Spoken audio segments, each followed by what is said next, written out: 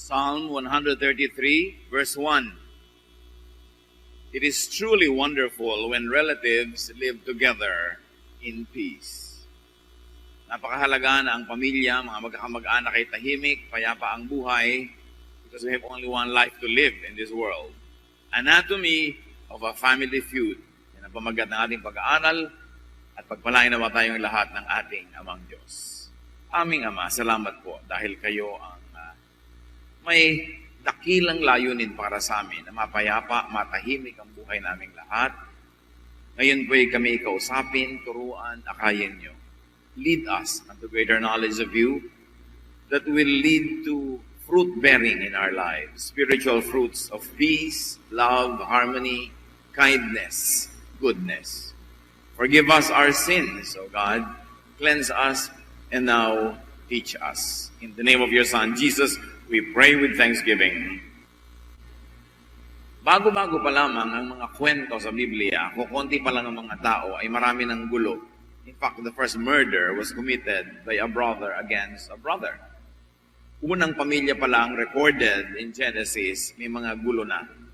At ngayon, titingnan natin na isa pang gulo ng isang mag-anak. At suriin natin ating mga sarili-sariling buhay at pamilya kung ano ang aral na mapupulot mula sa leksyon nito. Genesis 25:27. The boys grew up and Esau became a skillful hunter, a man of the open country, while Jacob was content to stay at home among the tents. So dalawang magkapatid, kambal actually, isinilang ng magkasunod na magkasunod sapagkat sabay sila na ipinaglihi. Si Esau, mahilig sa labas, outdoors, hunter, a man of the open country, at si Jacob naman, laging kasama ng nanay niya sa loob ng bahay, sa tent, luto ng luto. Nandun siya sa domestic bliss. There's contrasts between these two brothers. Now, contrast, when handled well, would actually add color and beauty to a fellowship. But when mishandled, it could create stress. Genesis 25:28. Isaac, who had a taste for wild game, loved Esau, but Rebekah loved Jacob. Itong tatay, si Isaac, mahilig din sa labas, mahilig din mag-hunting, mahilig kumain ng mga karne ng mga hayop na kanilang nahuhuli pag nag-hunting. Paborito niya si Esau dahil pareho sila ng ugali. At si Rebekah naman ang paborito, si Jacob, na lagi nasa bahay, luto ng luto, linis ng linis. Nakita na agad natin dito ang isang pinagmumulan ng gulo sa mga pamilya. Mother and father play favorites. May pet, mama's pet, papa's pet. Instead of balancing the personalities of their sons, these parents affirm, encourage, and even patronize their sons' differences, and they take sides. Ito ang paborito ko, yan ang paborito mo. Genesis 25:29-30. Once when Jacob was cooking some stew, Esau came in from the open country, famished. He said to Jacob, "Quick, let me have some of that red stew. I'm famished."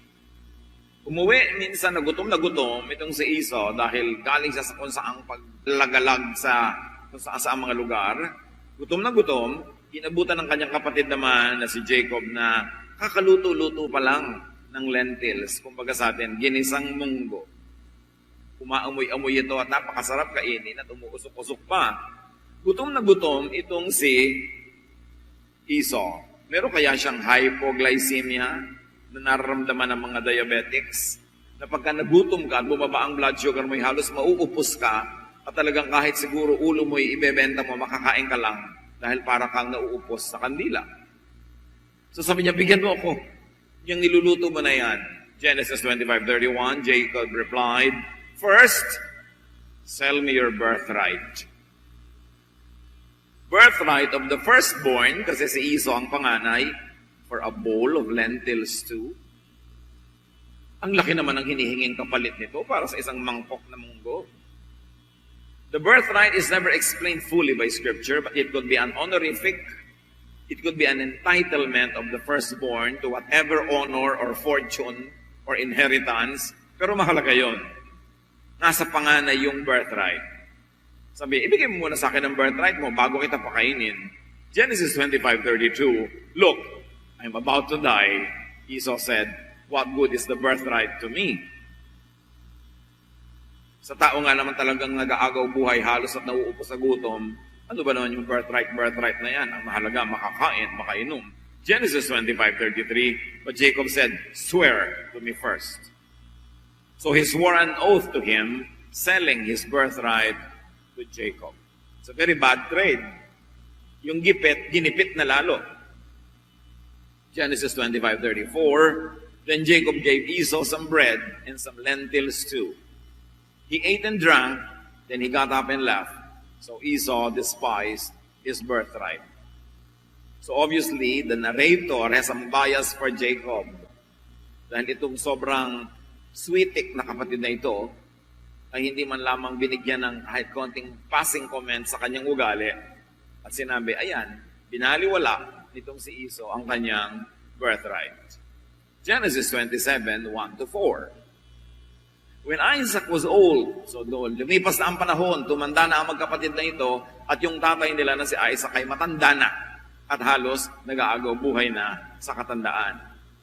When Isaac was old and his eyes were so weak that he could no longer see, he called Esau his older son and said to him, I am now an old man and don't know the day of my death. Now then, get your equipment, your quiver and bow, and go out to the open country to hunt some wild game for me. Prepare me the kind of tasty food I like, and bring it to me to eat, so I may give you my blessing before I die. Eh dito naman pala mana, itong si Esau, sa tatay niya na mahilig din kumain ng karne. At sabi niya, ang tanda-tanda ko na, ang labo-labo na ng mata ko, bago ako mamatay, mag-hunt ka muna. At yung mahuhuli mo, lutuin mo, the way I really like it, and you know what I like, kasi pareho tayo ng taste.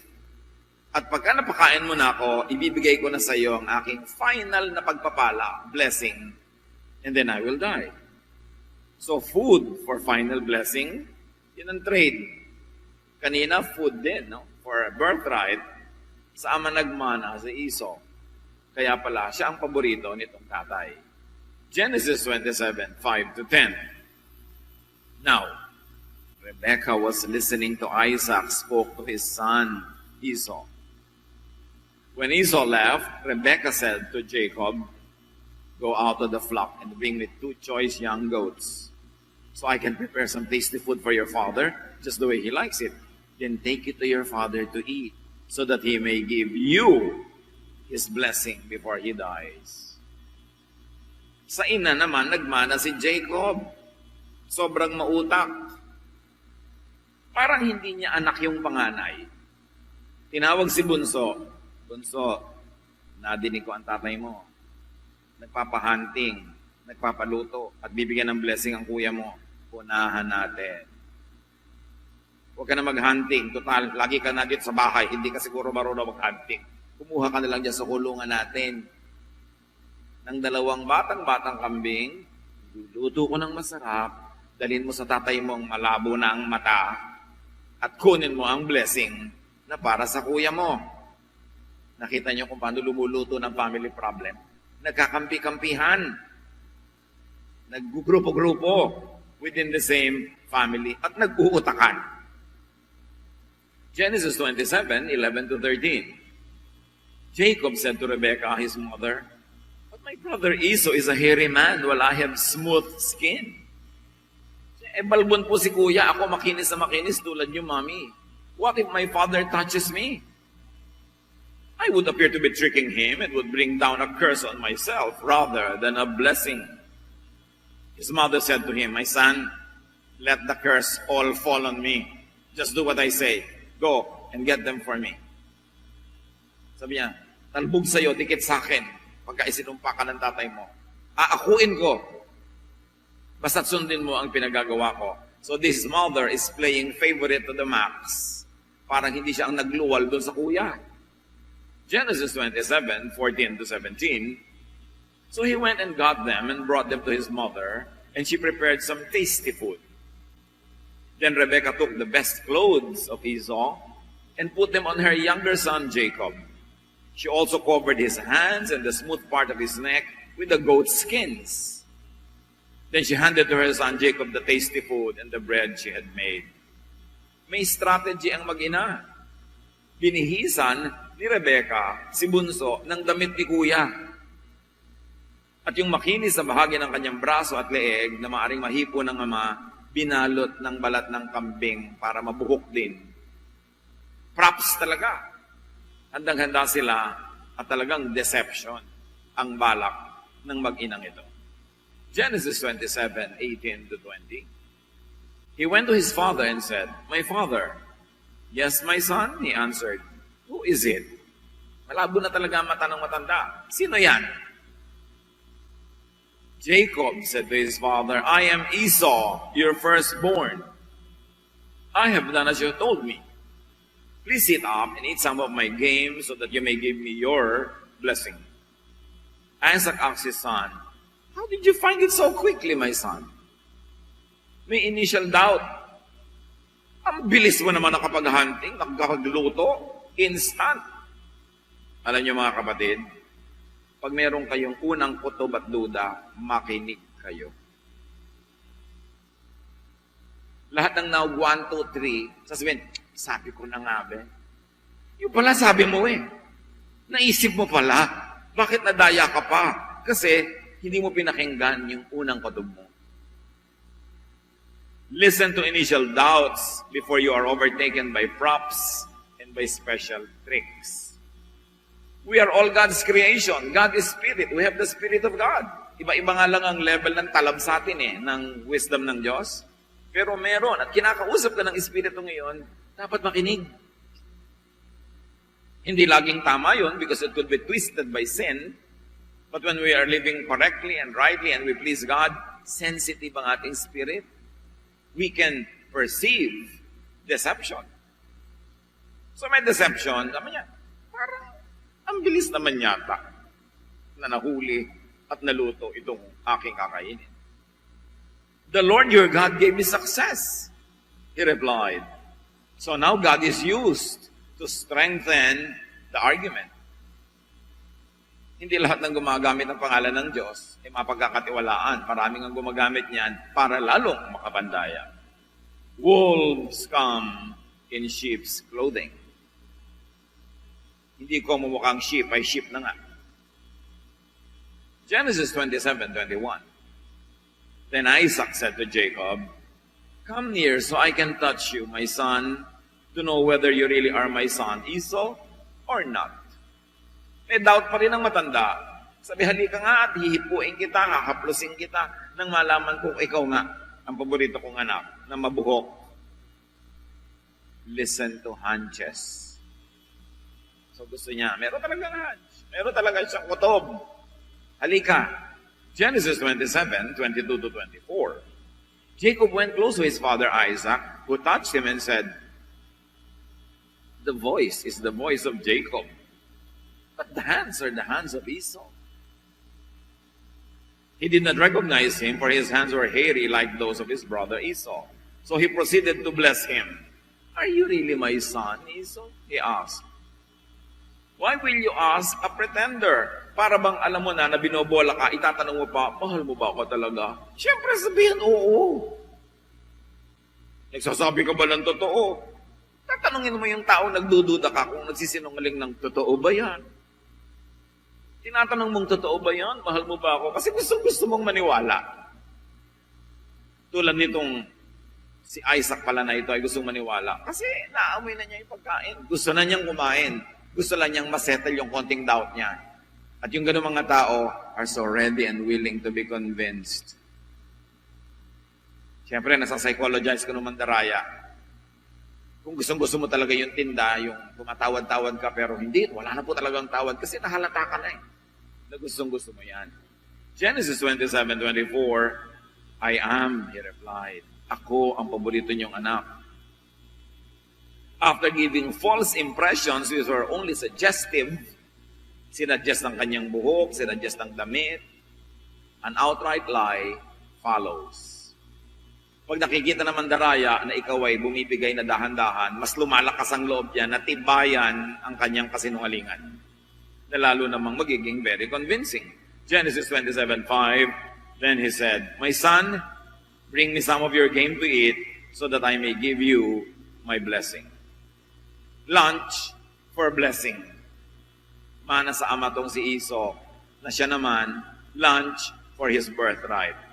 Isaac gives it, Esau gives it away. So may common denominator tong mag-ama. Tulad din ng mag-ina, may common denominator din sila. Kaya pala sila yung magkapangkat-pangkat. Genesis 27:25, Jacob brought it to him and he ate. And he brought some wine and he drank. May wine pang idinagdag, additional enticement, blinder pa. Mas nakakapagpalabo pa ng huwisyo, pag medyo nakainom-inom ka na, malabo pa ang mata mo, at gusto pang kumain, handang-handa ka nang pumasok sa isang bitag. Genesis 27:26, then his father Isaac said to him, "Come here, my son, and kiss me." Another test. Aamuyin ng matanda yung anak kung siya nga ang kanyang paboritong si Esau. Genesis 27:27, so he went to him and kissed him. When Isaac caught the smell of his clothes, he blessed him and said, the smell of my son is like the smell of a field that the Lord has blessed. So yung gamit na damit ni kuya ang ipinasuot ni nanay kay bunso, at nung kunwari ay hahalikan ng ama yung anak para maamoy niya ang damit, ang naamoy niya yung damit ng panganay. Siguro amoy pawis, amoy damo, amoy araw dahil lagi nasa labas. Sabi, yan ang gustong-gusto kong amoy. So, unti-unti na siya talagang naniniwala, bagamat may duda. Genesis 27:30-33, after Isaac finished blessing him, naibigay ang blessing. And Jacob had scarcely left his father's presence. His brother Esau came in from hunting. He too prepared some tasty food and brought it to his father. Then he said to him, "My father, please sit up and eat some of my game so that you may give me your blessing." His father Isaac asked him, "Who are you?" "I am your son," he answered, "your firstborn, Esau." Isaac trembled violently and said, "Who was it then that hunted game and brought it to me? I ate it just before you came, and I blessed him. And indeed, he will be blessed." Nangatog, nanginig itong tatay nung malaman niya na naibigay ang blessing sa iba at eto ngayon yung tunay na karapat-dapat bigyan ng blessing. Bakit irreversible yung mistake nila, hindi ipinaliwanag sa atin? But apparently, sa mga panahon na yon, pag naibigay mo na kahit sa mali, topo-topo, kanya na. Genesis 27:34, when Esau heard his father's words, he burst out with a loud and bitter cry and said to his father, "Bless me too, my father." But he said, "Your brother came deceitfully and took your blessing." Napagtantunan ng matanda na ang kanyang hinala ay tama. Nag 1 + 1 = 2 na siya. Dinaya ako ng kapatid mo. Nakuha ang blessing mo. Esau said, "Isn't he rightly named Jacob? This is the second time he has taken advantage of me. He took my birthright and now he's taken my blessing." Dayaan, lamangan ang game sa pamilyang ito. Kumusta mga pamilya natin? May dayaan din ba? Lamangan. Ate, ikaw magbayad ng kuryente. Ako ang magbabayad ng cable. Parang manggura naman yata. Lagi na lamang na marami mong bisita, pinapakain mo sa mga bisita mo yung pagkain ng pamilya nyo, iba naman yung namamalengke. At lalong-lalo pag naghihingalo na ang matatanda, agawan na ng mga mana. Lamangan na. Lalo't may nagsusul-sul-sul ng kanya-kanyang asawa. Dagi, hingin mo yung bukid. Gusto ko magka-farmhouse tayo, dagi. Yan ang mga magbubulo, yung mga sabit. Nag-aaway-away ang mga magkakapatid dahil sa kanya-kanya mga asawa na interesado doon sa mamanahin sa biyanan na hindi naman nila pinaglingkuran. Karamihan, may naglilingkod din naman. 1 out of 100. Pero sila ang pampagulo sa mga hatian. Nagkakaaway-away tuloy ang magkakapatid forever na parang hindi galing sa isang bahay bata.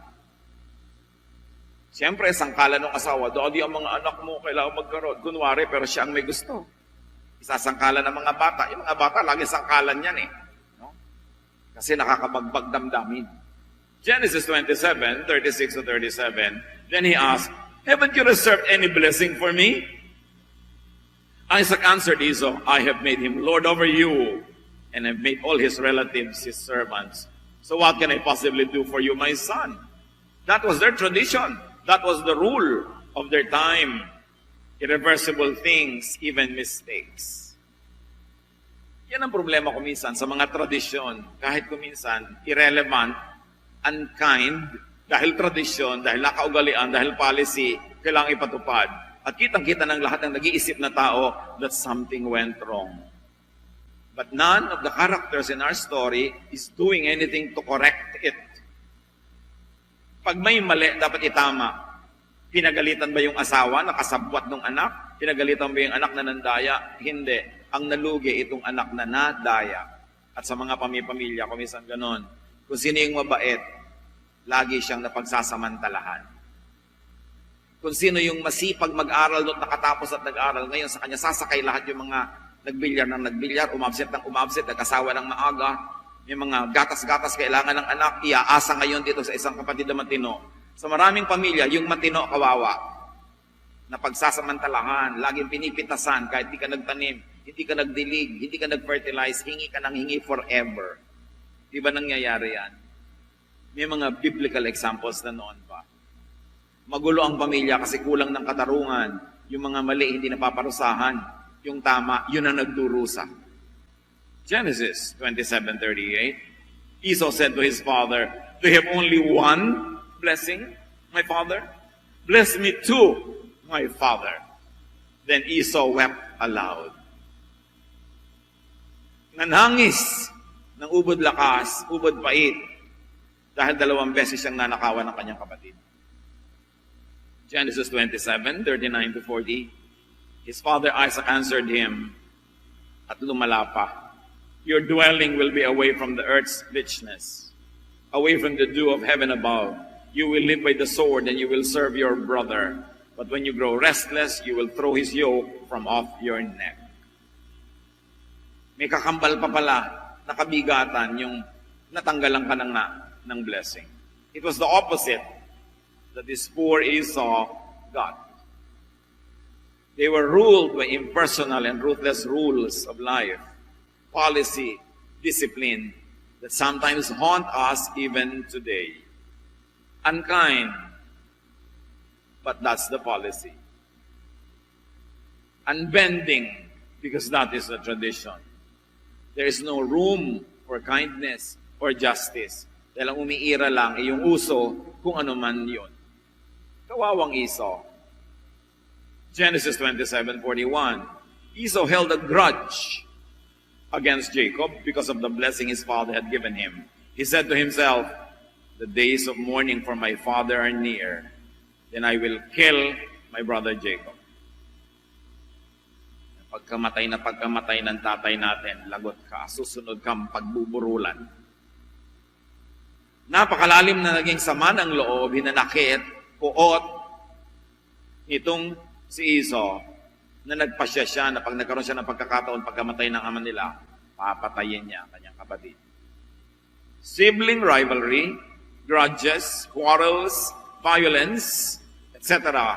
could root from parental favoritism. Hanggang ngayon, maraming mga magkakapatid, may mga inis, galit na nakikimkim sa loob nila dahil nung bata pa sila, paborito ng nanay yung isa, paborito ng tatay yung isa. Kaya ngayon, kahit reunion, yung mga sarili-sarili ng anak at pamilya, konting-konting bagay lang, sumasabog, nag-aaway uli, ibinubuklat ang lahat ng nakaraan kasi hindi naman naghilo ang mga sugat. Nanilikha ng mga pabaya, ng mga magulang, playing favorites, not correcting mistakes. Ikaw na nga itong hindi kagandahan, ikaw palagi ang naglilinis sa mga kaldero at kalan. Tapos yung kagandahan, siya lagi ang nasa sala at nagkukyutex. Ba't ka nga hindi mayayabot? Laging siya ang paborito. Ibinibili ng magagandang tela, mga damit. Tapos ang damit mo yung lalagyan ng BMEG feeds. Kung umabot kayo doon. Ang gaspang, ang kate. Pero yun ang damit mo kasi hindi ka naman kagandahan. Kulang sa pagbabalanse. Yung matalino, siya palagi itong laging napupuri. At itong 3 taon na sa first year high school, siya laging napipintasan. Walang balancing na ibibigay tayo sa ating mga kamag-anak. Kaya sila nag-aaway-away kahit hindi silang lumika. Rivalry could root from twisted upbringing. Sa halip na ang mga magulang ang magturo, magmahalan ng magkakapatid, sila pa itong nagpe-play favorites. Kaya sabi nga ni Balagtas, napapahamak ang bata dahil sa dapat magturong tamad na magulang. May mga magulang naman na napakasipag magturo, ubod ng tigas pa rin ang ulo ng mga anak, hindi pa rin nagpaturo, ibang istorya na yon. Pero meron naman na talagang napabayaan. Often, dysfunctional families are legacies of dysfunctional parents. Mga magulang, mag-asawa lalo na, meron man kayong hidwaan, meron kayong mga sama ng loob, may mga naging kamalian kayo against each other, alang-alang sa inyong mga anak, you should set it aside para yung mga gulo ng buhay nyo huwag maging generational pamana. Ang ipamana nyo sa inyong mga anak ay tahimik, payapang buhay, functioning, hindi dysfunctional family life. Alang-alang sa kanila, magiging anak na inyo, magiging mga apo. Dapat kalimutan na ang mga nakaraan, yung mga sakit, mga pait. Huwag na ungkatin, huwag patawaran, and get on with life. Because we have only one life to live this side of eternity. Pag magpapatigasan ng loob, magpapataasan ng pride, pare-pareho lang magdurusa. Dapat magpatawaran, magmahalan, habang may buhay pa, habang humihinga pa. Proverbs 22 verse 6, teach your children right from wrong, and when they are grown, they will still do right. Pag pinalaki mo sa tama, magkamali man yan habang lumalaki, habang tumatanda, konti-konting mali lang. Maligaw man yan, nakakabalik uli agad kasi pinalaki sa tama. Yun ang habit.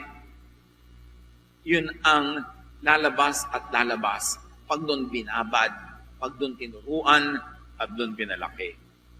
Genesis 27, 42 to 45, sa pagpapatuloy.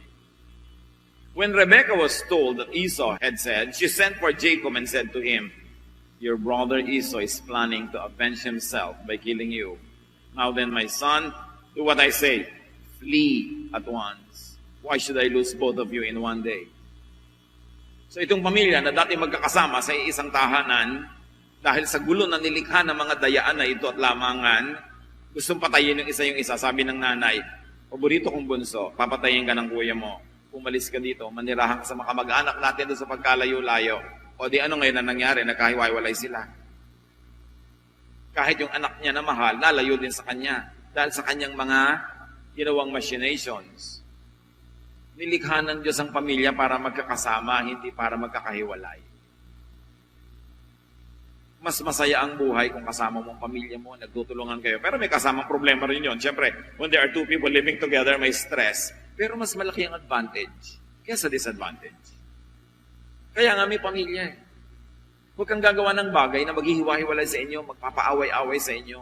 Dahil ano man ang mangyari, kayo pa rin talaga yung pamilya. Mahirap makipagkasundo. Mahirap din naman makipag-away. Pareho lang mahirap yan. Yun na lang pagkakasundo. Yun na lang mabuti ang bunga.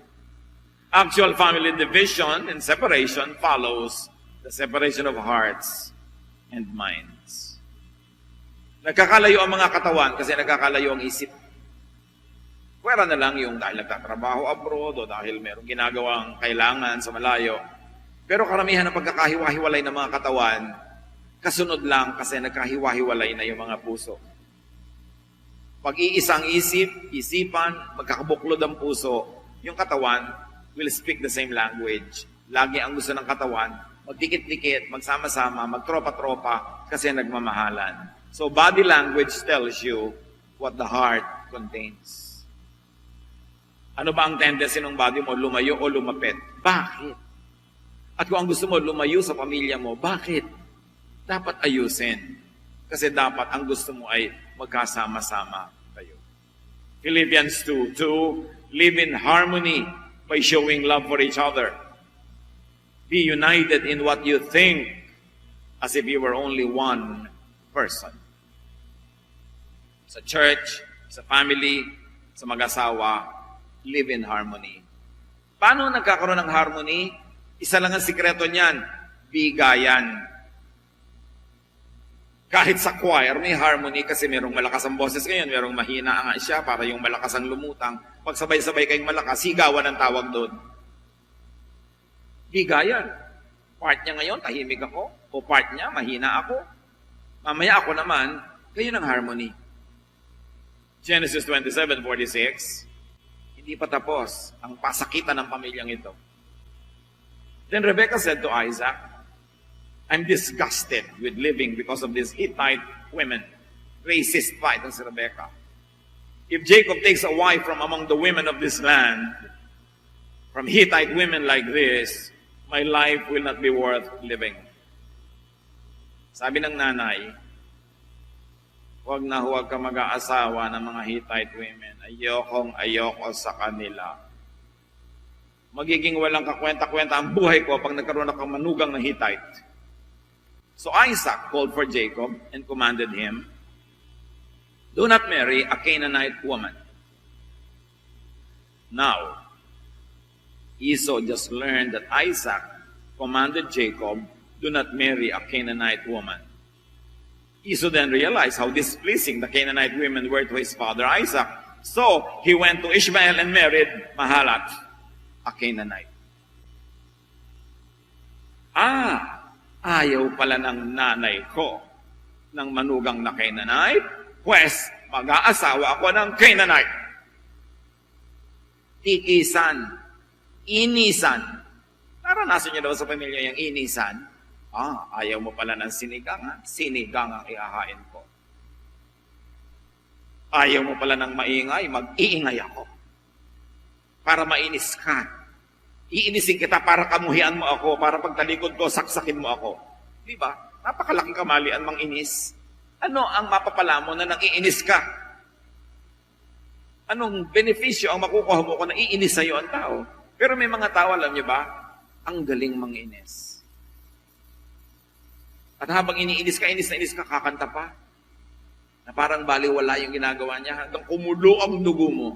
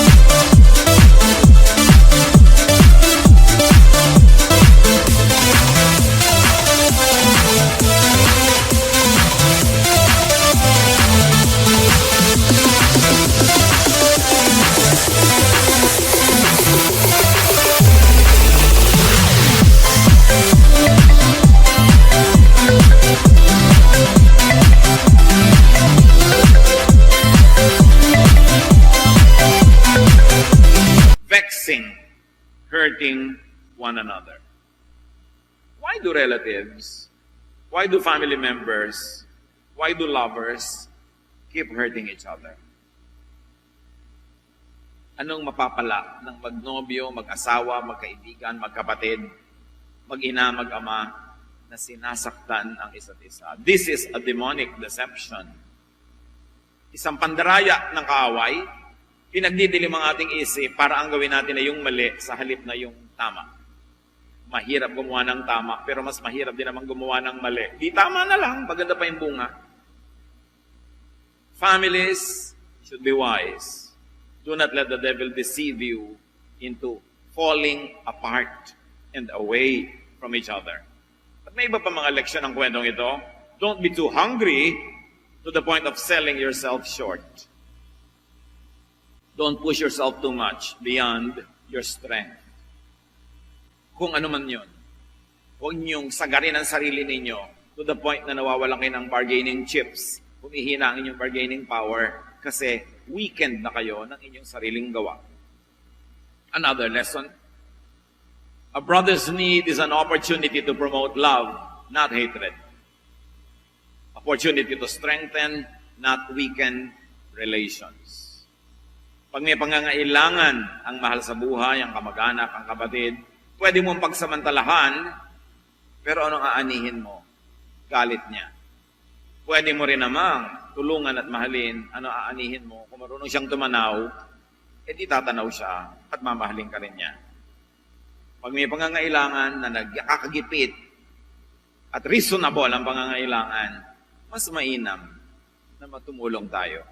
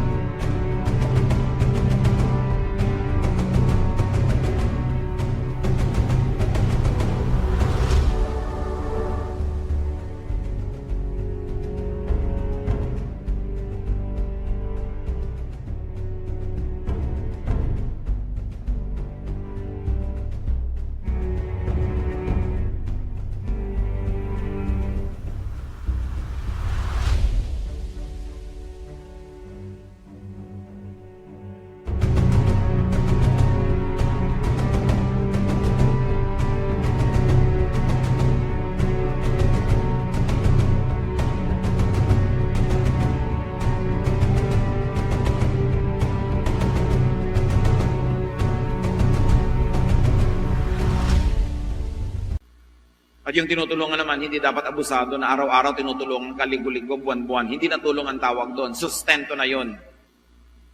Dapat marunong ka rin tumindig sa sarili mong paa. Huwag kang bumili ng hindi mo kayang bayaran. Huwag kang gumawa ng hindi mo kayang bayaran para hindi iba, hindi nanay mo, tatay mo, kapatid mo ang nagbabayad para sa iyong mga bisyo o hiling. Pero paminsan-minsan nangangailangan ka, reasonable, magandang tumulong sa ganung mga pagkakataon. At kung tayo naman ang tinutulungan, makaramdaman naman kayo kung pagod na o sawa na yung tumutulong. Huwag nating abutin yung pagsawaan, pagsarahan, iwasan dahil wala tayong tigil ng kahihingi ng tulong. Paminsan-minsan. Parang bisita yan. The shorter the visit, the more welcome. But the longer the visit, the less and less welcome you will feel.